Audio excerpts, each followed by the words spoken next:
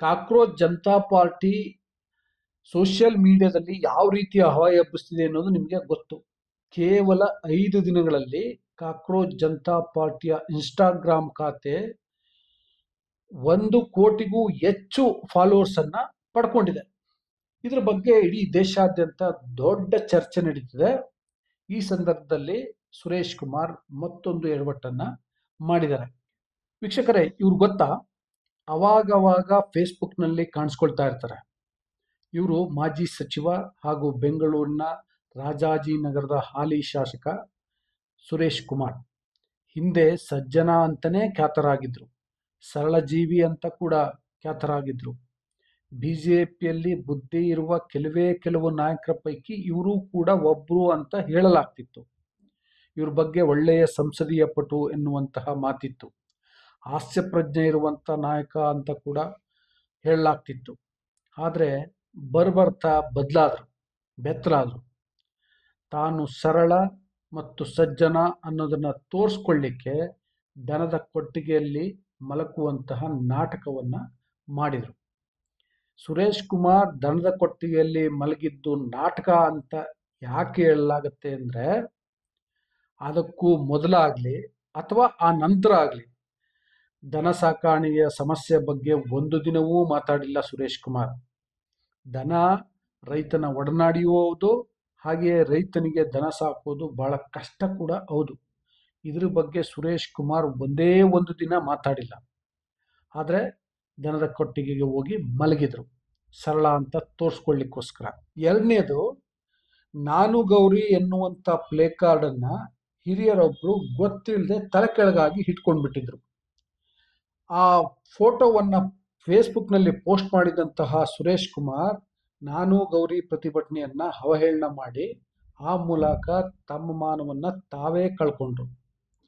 ಇತ್ತೀಚೆಗೆ ಸುಳ್ಳಿಗೆ ಹೆಸರುವಾಸಿಯಾಗಿರುವಂತಹ ಬಿಜೆಪಿಯ IT cell ಕೊಟ್ಟ ಫೋಟೋಗಳನ್ನು ಮತ್ತು ಮಾಹಿತಿಗಳನ್ನು ತಮ್ಮ ಫೇಸ್ಬುಕ್ ಖಾತೆಯಲ್ಲಿ ಹಂಚಿಕೊಂಡು ಅದು ಸುಳ್ಳು ಅಂತ ಗೊತ್ತಾದ ಮೇಲೆ ಕ್ಷಮೆ ಕೇಳುವ ಅಭ್ಯಾಸವನ್ನು ಕೂಡ ಸುರೇಶ್ ಕುಮಾರ್ ಬೆಳೆಸ್ಕೊಂಡಿದ್ದಾರೆ. ಆದರೂ ಸುರೇಶ್ ಕುಮಾರ್ ಅವರನ್ನು ಮೆಚ್ಕೋಬೇಕು. ಯಾಕೆಂದರೆ ಬಿಜೆಪಿಯ ಬೇರೆ ನಾಯಕರು ತಾವಾಡಿದ ಮಾತು ಸುಳ್ಳು ಅಥವಾ ತಪ್ಪು ಅಂತ ಗೊತ್ತಾದರೂ ಕ್ಷಮೆ ಕೇಳಲ್ಲ, ಬಂಡತನದಿಂದ ಇರ್ತಾರೆ. ಸುರೇಶ್ ಕುಮಾರ್ ದೊಡ್ಡ ಮನಸ್ಸಿನ ನಾಯಕ, ಕ್ಷಮೆ ಕೇಳ್ತಾರೆ. ಸುರೇಶ್ ಕುಮಾರ್ ಕ್ಷಮೆ ಕೇಳುತ್ತಿರುವಂತಹ ಪರಿಯನ್ನ ನೋಡ್ತಾ ಇದ್ರೆ ಮುಂದೊಂದು ದಿನ ಸಾರಿ ಎಂಬ ಪದದ ಪೇಟೆಂಟ್ ಪಡೆದಿರುವಂತಹ ವಿನಾಯಕ ದಾಮೋದರ್ ಸಾವರ್ಕರ್ ಅನ್ನು ಮೀರಿಸ್ಬಿಡ್ತಾರೆ ಎನ್ನುವಂತ ಅನುಮಾನ ಬರುತ್ತೆ. ಈಗ ಕಾಕ್ರೋಚ್ ಜನತಾ ಪಾರ್ಟಿ ವಿಚಾರದಲ್ಲೂ ಕೂಡ ಸಜ್ಜನ ಸುರೇಶ್ ಕುಮಾರ್ ಹೀಗೇ ಮಾಡಿದ್ದಾರೆ. ಕಾಕ್ರೋಚ್ ಜನತಾ ಪಾರ್ಟಿ ಸೋಷಿಯಲ್ ಮೀಡಿಯಾದಲ್ಲಿ ಯಾವ ರೀತಿಯ ಹವಾ ಎಬ್ಬಿಸ್ತಿದೆ ಅನ್ನೋದು ನಿಮಗೆ ಗೊತ್ತು. ಕೇವಲ 5 ದಿನಗಳಲ್ಲಿ ಕಾಕ್ರೋಚ್ ಜನತಾ ಪಾರ್ಟಿಯ ಇನ್ಸ್ಟಾಗ್ರಾಮ್ ಖಾತೆ 1 ಕೋಟಿಗೂ ಹೆಚ್ಚು ಫಾಲೋವರ್ಸ್ ಅನ್ನ ಪಡ್ಕೊಂಡಿದೆ. ಇದ್ರ ಬಗ್ಗೆ ಇಡೀ ದೇಶಾದ್ಯಂತ ದೊಡ್ಡ ಚರ್ಚೆ ನಡೀತಿದೆ.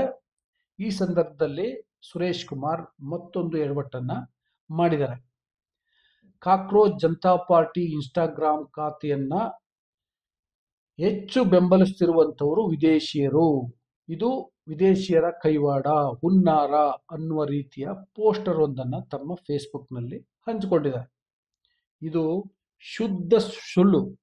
ಯಾಕೆ ಅಂದರೆ ಕಾಕ್ರೋಚ್ ಜನತಾ ಪಾರ್ಟಿ ಶುರು ಮಾಡಿದಂತಹ ಅಭಿಜಿತ್ ದಿಪ್ಗೆ ಅವರು ಮಾಡಿರುವಂತಹ ಟ್ವೀಟ್ ಪ್ರಕಾರ ಕಾಕ್ರೋಚ್ ಜನತಾ ಪಾರ್ಟಿ ಇನ್ಸ್ಟಾಗ್ರಾಮ್ ಖಾತೆಯ 94% ಫಾಲೋವರ್ಸ್ ಭಾರತದವರು. ಈ ರೀತಿಯಾಗಿ ಸುರೇಶ್ ಕುಮಾರ್ ಬೆತ್ತಲಾಗಿದ್ದಾರೆ. ಇದರಿಂದಾಗಿ ಸುರೇಶ್ ಕುಮಾರ್ ಅವರಿಗೆ ಏನಾಗಿದೆ ಅಂತ ಜನ ಮಾತಾಡ್ಕೊಳ್ತಿದ್ದಾರೆ. ಸುರೇಶ್ ಕುಮಾರ್ ಅವರಿಗೆ ಏನಾಗಿದೆ ಅಂತ ಆತಂಕ ಪಡೋಕ್ಕೂ ಕೆಲವು ಕಾರಣಗಳಿವೆ. ಸುರೇಶ್ ಕುಮಾರ್ ಅವರನ್ನ ಈಗ ಬಿಜೆಪಿಯಲ್ಲಿ ಸಂಪೂರ್ಣವಾಗಿ ಸೈಡ್ ಲೈನ್ ಮಾಡಲಾಗಿದೆ. ಸುರೇಶ್ ಕುಮಾರ್ ಯಾರಿಗೂ ಈಗ ಬೇಡ, ಅದು ಗೊಡ್ಡ ಹಸು ಅಂತ ಬಿಜೆಪಿಯವರೇ ಮಾತಾಡ್ಕೊಳ್ತಿದ್ದಾರೆ. ಯಾವ ಸಭೆ ಸಮಾರಂಭಗಳಿಗೂ ಅವರನ್ನ ಆಹ್ವಾನ ಮಾಡ್ತಿಲ್ಲ.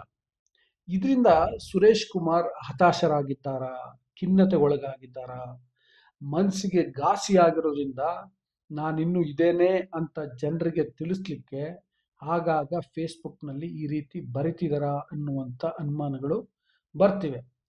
ಒನ್ಸ್ ಅಗೈನ್ ಇಂಥ ಅನುಮಾನ ಜಾಸ್ತಿ ಬರ್ತಿರೋದು ಬಿ ಜೆ ಪಿಯವ್ರಿಗೇನೆ. ಅದಕ್ಕೆ ಸ್ವತಃ ಸುರೇಶ್ ಕುಮಾರ್ ಅವರು ಉತ್ತರಿಸ್ಬೇಕು. ಅವರಷ್ಟೇ ಅಲ್ಲ, ನೀವು ಕಾಮೆಂಟ್ ಮಾಡಿ ನಿಮ್ಮ ಅಭಿಪ್ರಾಯನೂ ಕೂಡ ತಿಳಿಸಿ. ಜೊತೆಗೆ ಇನ್ನೂ ಬುಗಿನಕೆರೆ ಡೈರಿಯನ್ನು ಸಬ್ಸ್ಕ್ರೈಬ್ ಮಾಡಿಲ್ಲ ಅಂದರೆ ದಯವಿಟ್ಟು ಸಬ್ಸ್ಕ್ರೈಬ್ ಮಾಡಿ, ಲೈಕ್ ಮಾಡಿ, ಶೇರ್ ಮಾಡಿ, ಬೆಲ್ ಬಟನನ್ನು ಪ್ರೆಸ್ ಮಾಡಿ. Thank you.